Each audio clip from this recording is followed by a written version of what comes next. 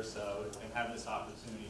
But what we want to really talk about is there is some teachers doing some phenomenal work. Actually, there's a lot of teachers doing some phenomenal work with the technology we have in our classrooms. Being a tech parent at the high school, I get to be in the classrooms and witness that every day. So I think this is a great opportunity to show the community, show the board some of the things that are going on with the program that we have, with the early impacts of the one-to-one adoption.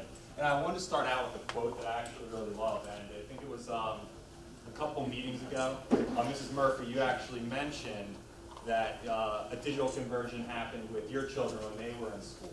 And in the beginning, it becomes kind of an event. Technology is a big event in all our lives in the beginning. But the more we use it, the more it becomes part of the environment and becomes part of the background of what we do. And we're seeing that more and more through the high school. And the thing that we're seeing right now is student-centered learning. We're seeing a big shift towards student-centered learning. And just to kind of pave the way, what I wanted to do tonight with our two teachers is show with student-centered learning how students consume content and how they create content. With, didn't think I needed this, like I said.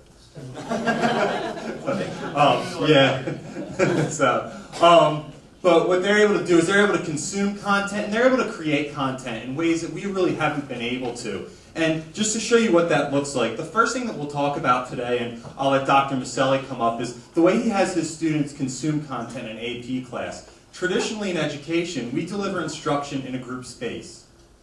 But what he's able to do is he's able to take that instruction and move it into a kid's individual space. And when he does that and provides them with learning, whether they're at home, whether they're in the cafeteria, and they can get his direct instruction, that delivers his class time and allows him to use that class time for deeper learning, for hands-on activity, for critical thinking.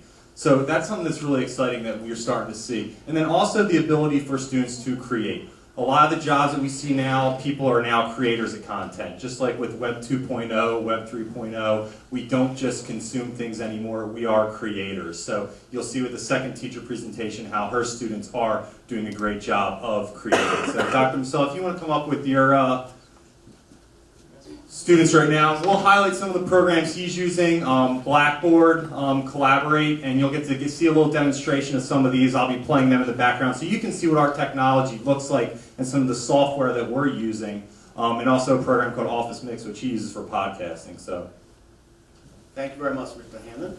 So just to give you a little background about AP World History, is we teach 10,000 years of history in one school year. So to put that in perspective, usually your typical world history class covers 500 years of history in one school year. We cover 20 times that amount. And on top of that, the College Board requires that students not just regurgitate some of the facts that they've learned throughout 10,000 years, but that they demonstrate their understanding using a variety of skills, and also demonstrating that understanding through context-based multiple choice questions and about 6 different essays. On top of that, our students have to sit for a very rigorous test in 142 days, and I can tell you that it is, if you look at the data, that this test is one of the students perform not so great on it, because that's how challenging the test is. But last year, we had 93% of our students earn college credit towards world history. And there's a number of reasons why our course has been successful and why it will continue to be successful.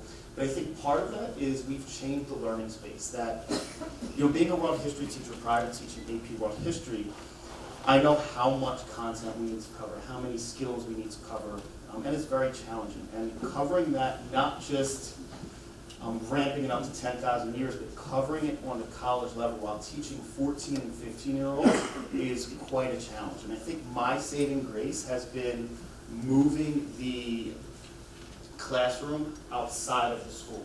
So what we mean by that is wherever students have their phones, their district issues, devices, that they could take the skills of world history with them, the skills for essay writing, and the content with them. And we do that through a number of different ways, but primarily through podcasts and the live classroom. So we'll just demonstrate a live classroom which took place Last week, there was about 40 students who attended, about 8 o'clock at night. Now, you can't see students, you can't see myself. And also alliances. Alliances with the natives. Many of the peoples that Montezuma oppressed and collected tribute from formed alliances with Cortez and fought on Cortez's behalf against Montezuma. There are other strategies that Cortez uses to defeat the Aztecs, such as taking the emperor captive, but smallpox, superior weapons, and alliances with the natives are the primary reason to defeat hundreds of Spaniards or conquistadors conquer an empire in the millions. Okay, so I'll repeat. No problem. Go ahead and jump in for a second. Sure. One thing you're not seeing also with this technology is to the right, there is a lot of students that are able to raise their hands, they're able to use emojis, and the awesome thing I think Dr. Muscelli does at the end with his pause was that the student actually asks a question in the chat and gives him the time to repeat himself. Yeah, so this was honestly a typical class that I would have performed during the school day in a 45-minute session, but instead that we're able to do that at 8 o'clock at night. We had, I believe, 43 students attended last week. The 30-something students that weren't able to attend were able to listen to a recording, and that allowed me the next day to focus on skill development and essay writing, which takes definitely a lot more time than the content. Now, also, what we are able to do, now, just to mention, on a side note, Mr. Hanlon has been really helpful with helping me implement the live classroom. It's been something that I've been wanting to do for a while. And I know I reached out to him maybe in October just to get some tips from him, thinking that I'm going to have the whole weekend to really learn how to utilize this live classroom. But Mr. Hanlon did all the legwork for me, showed up on Monday, and within 40 minutes had me ready to go for a live class that week. So, Mr. Hanlon, you've been really helpful, I think, just not only for me, but all of us at the high school. And the other area where we're able to change that space of the classroom is podcast. Mr. Hanlon also taught me how to use Microsoft Office Mix. I was using a couple of softwares before this, but primarily what it is, if I want to deliver a lecture or a lesson, I could record it. Now I use Microsoft Office Mix, push it out to my students, and they could listen to it 24/7. As long as they're enrolled in the class, they could listen to that at Ocean City in the morning on the way to school. Doesn't really matter. We brought 4 of our students here today to just talk about their experiences with the live classroom and with some of those podcasts. So we have Jack Dunn, we have Juliana Zane, we have Colin Lee, and we have Cammie Hickson. So I'll hand it over to them, and they'll just talk about their experiences with this changing of the learning space. Well, hi, I'm Jack, and the Office Mix allows for a classroom atmosphere outside of school, and you don't have to be sitting at a desk. So like last week when Dr. Muscelli was out, he didn't even have to be in the room to teach all the stuff he would have taught if he was in the classroom. It has very little technical errors.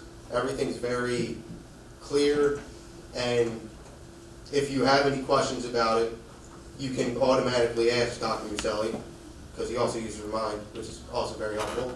I think that's really all I have to say about it. I use it as a study tool because he puts it up on his website, and you can, like he said, you can review it anytime you want. So before a test, if I want to cram a little bit of studying in, I'll watch one of those, and it just reviews the chapter over and over again. Hi, I'm Juliana Zane. I believe that having a learning environment outside of the physical classroom is very substantial for high school, especially in an AP course, because not only is there so much information, but during class when Dr. Muscelli is lecturing, you can't rewind him, but you can rewind the video. So having that tool to be able to rewatch it and slow it down, take your notes, ask questions, it's a very helpful tool for studying, and not only can you use it anywhere, but for my friends and I, a lot of the information is very hard to grasp, so being able for him to explain it and rewatch it and see the PowerPoint while listening to him, it really helps. So. Well, my name is Colin, and I'll be discussing the live classroom used to before we're talking about the office mix, otherwise referred to as the podcasts. Well, I find that the live classroom really opens a plethora of opportunities for learning, as Mr. Hanlon and Dr. Muscelli have said earlier, outside the classroom. So, in various occasions beforehand, we've used it for reviewing more course material, just learning, and just, well, helping in general. I don't really know how to enunciate that, but anyway, with these live classrooms, the teacher and the student are capable of working together in real time, which is really helpful because as it's demonstrated on the video, he could go back, re-explain things. It's also very, very useful towards the student because as he says earlier, he also records these, so just like the podcast, you can listen to them 24/7. And as Mr. Hanlon mentioned also, there's a toggleable discussion area, so students can ask questions to the teacher. They can explain amongst themselves so that would enhance the comprehension by allowing them to explain things themselves. And it's just generally very user-friendly and very convenient for everyone. So, that's it. Good evening. I'm Tammy Hickson, and I will be speaking about the live classroom as well. Recently, Dr. Muscelli introduced to us the live classroom, which is basically a space where anyone enrolled in AP World History can go to one website altogether, and he can teach a class. And for me, I find this to be very helpful because not only can I go over material with my own class period, but I can go over it with all of the AP students.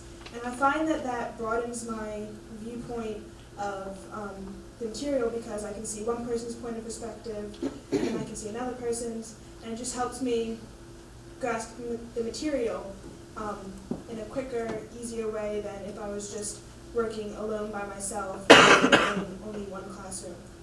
And I also find that the live classroom is helpful because Dr. Muscelli is there with us teaching in real time, as Colin mentioned. And I find that this is also helpful because sometimes when I'm doing homework, I like to have my questions answered right away. And so having Dr. Muscelli there to, shoot a question and ask real quick, or maybe even have him answer or have a peer answer, it really helps with learning the material quicker because you get your answers provided to you in real time and you don't have to wait until the next day in class. So I think that personally more classes should use this because it's been very beneficial to me and I know it's been beneficial to all of my peers as well. Thank you.